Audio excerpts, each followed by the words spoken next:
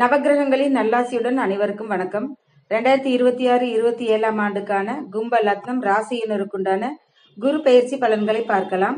இதுவரை உங்கள் ராசிக்கு 5ஆம் இடமான பூர்வ புண்ணியம் பஞ்சமஸ்தானத்தில் சஞ்சாரம் செய்து வந்த குரு பகவான் 6ஆம் இடமான ருண ரோகஸ்தானத்தில் பெயர்ச்சியாவது என்பது அவ்வளவு சிறப்பில்லை என்றாலும், கும்ப லக்னம் ராசிக்கு 6ஆம் வீடு என்பது கடகராசி, குருவின் உச்ச வீடு என்பதால் ராசிக்கு பெரிய அளவில் தீமைகள் செய்ய மாட்டார். தீமைகள் நடக்காதனாலே அங்க நல்லது தானே நடக்கும். குருவிற்கு தான் இருக்கும் இடத்தை விட பார்க்கும் பார்வைக்குத்தான் பலன் அதிகம்.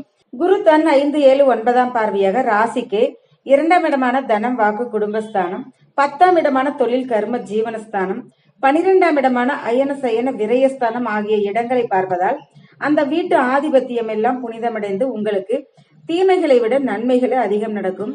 ராசிக்கு 10ஆம் இடமான தொழில் கர்ம ஜீவனஸ்தானத்தை குரு பார்ப்பதால் மிகப்பெரிய நன்மைகள் ஏற்படும். நீங்கள் செய்யும் தொழில் வியாபாரம் என்று எதுவாக இருந்தாலும் சரி, உங்கள் முயற்சி திறமை உழைப்பால் புதுசா பல டெக்னிக் புது யுக்திகளை பயன்படுத்தி ஆன்லைன் வர்த்தகம் டோர் டெலிவரின்னு தொழில் வியாபாரத்தில் மிகப்பெரிய வெற்றி பெற்று சாதித்து காட்டுவீர்கள். பொருளாதார வளர்ச்சியில் நீங்க உயர்ந்து எல்லோரும் அனைவரும் ஆச்சரியமாக பார்க்கும்படி வாழ்ந்து காட்டுவீங்க. சமூகத்தில் உங்க மதிப்பு மரியாதை அந்தஸ்து புகழ் கௌரவம் உயரும். நீங்கள் எங்கு சென்றாலும் உங்களை பாராட்டுவாங்க. உங்க பக்கத்தில் நம்பிக்கைக்குரியவங்களை தொழில் பார்ட்னராக பங்காளியாக சேர்த்துக்கொண்டு தொழில் வியாபாரம் செய்தால் லாபகரமாய் அமையும். நீங்கள் வேலை செய்யும் அலுவலகத்தில் நீண்ட நாள் எதிர்பார்த்தபடி பதவி உயர்வு சம்பள உயர்வு, ஒரு சிலருக்கு இடமாற்றம் ஏற்படும். இவ்வளவு நாளாக உங்க திறமைக்கேற்ற வேலை அமையாமல் இருந்தால் இனி நீங்கள் எதிர்பார்த்தபடி நல்ல இடத்தில் நல்ல வேலை அமையும். வேலை இல்லாதவர்களுக்கு வேலை கிடைக்கும், நல்ல சம்பளம் கிடைக்கும், வருமானம் அதிகரிப்பதால் ரொம்ப சந்தோஷப்படுவீங்க. உற்சாகமான சந்தோஷத்தோடு காணப்படுவீங்க. என்றாலும் தொழில் மற்றும் உத்தியோகத்தில் நீங்க எதிர்பார்த்தபடி உயர்வை கொடுப்பார். இடமாற்றம் ஊர் மாற்றங்களால் குடும்பத்தை விட்டு பிரிந்து வெளியூர் பயணங்கள் போய் வர வேண்டியிருக்கும். பயணங்களின் போது புதிய நபர்களிடம் நெருங்கி பழகாமல் சற்று விலகி இருப்பது நல்லது.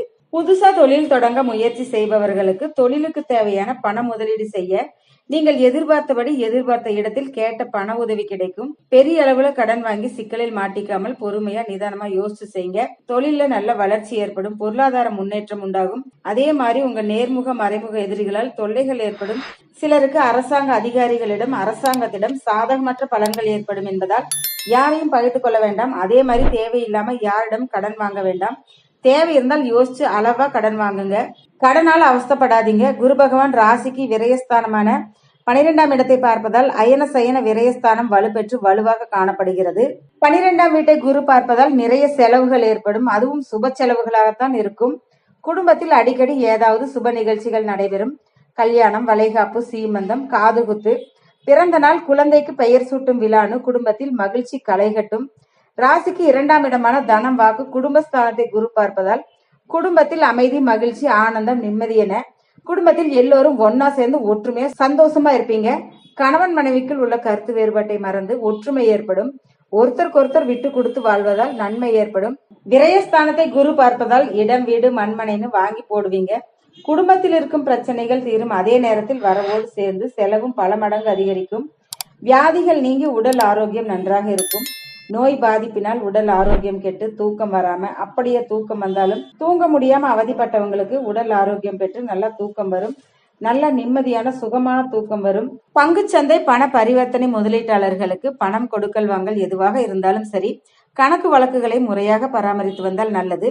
தொழில் வியாபார துறையில் இருப்பவர்களுக்கு உங்களை தேடி வரும் வருமானம் வளர்ச்சி பொருளாதாரம் என அதிர்ஷ்ட வாய்ப்புகளை பயன்படுத்தி கொண்டு கவனத்துடன் செயல்பட்டால் வளமான வாழ்வு அமையும் ஆற்றலை ஏற்படுத்தி தருவார். உச்சம் பெற்ற குரு பகவான் பணம் புழங்கும் இடமான பேங்க், பைனான்ஸ், நிதி நிறுவனம், சிறு தொழில், பெருந்தொழில், கம்பெனி, குடிசை தொழில், வியாபாரம் என எந்த துறையாக இருந்தாலும் சரி, அந்த நிறுவனத்தில் வேலை பார்க்கும் ஊழியர்கள், காசாளர், கேசியர், கேஷ் கவுண்டரில் பண பரிவர்த்தனை செய்பவர்கள் அடுத்தவர்களிடம் பொறுப்புகளை ஒப்படைக்கும் போது கவனமாக சட்ட விதிமுறைகளை பயன்படுத்தி கச்சிதமாக கடைபிடித்து வந்தால் வீண் சிக்கலும் தேவையில்லாத அலைச்சல் மன உளைச்சல் கெட்ட பேர் வராமல் பார்த்து கொள்ள முடியும். குழந்தைகளிடம் அன்பாக பேசுங்கள். அவர்கள் உங்க சொல் பேச்சு கேட்டு நடப்பார்கள். அதே மாதிரி சொந்த பந்தங்களா இருந்தாலும் சரி, சொத்து, கோர்ட் கேஸ், பேங்க் செக் புக்னு உதவி செய்யறேன்னு சொல்லி யாருக்கும் ஜாமீன் கையெழுத்து போடாதீங்க. நீங்க வம்பல மாட்டுவீங்க. பல நேரத்தில் தொழில் ரீதியாகவும் வியாபார ரீதியாகவும் ஏற்றங்கள் இருந்தாலும் சில நேரத்துல உங்க கவனக்குறைவால் சரிவு ஏற்படவும் வாய்ப்பு இருக்கு. மாணவர்கள் நிறைய முயற்சி எடுத்து கவனத்தோட படிச்சாதான் மனசுல நல்லா பதியும்.